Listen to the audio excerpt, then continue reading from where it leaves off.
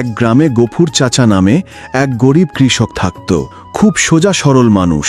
বউ মারা গেছে, ছেলে রহিম আর একটা ছোট ভাঙা ঘরই তার সম্বল।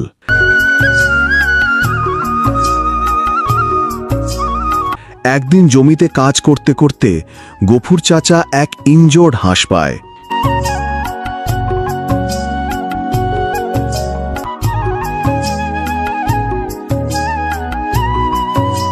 সে হাঁসটাকে বাড়ি নিয়ে আসে, পানি দেয়, ভাত খাওয়ায়।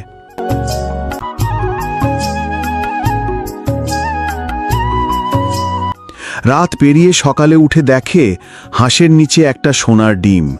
গফুর চাচা ভয় পায়, ভাবে কেউ যদি জেনে ফেলে। সে চুপি চুপি ডিমটা বাজারে বিক্রি করে চাল ডাল কিনে আনে।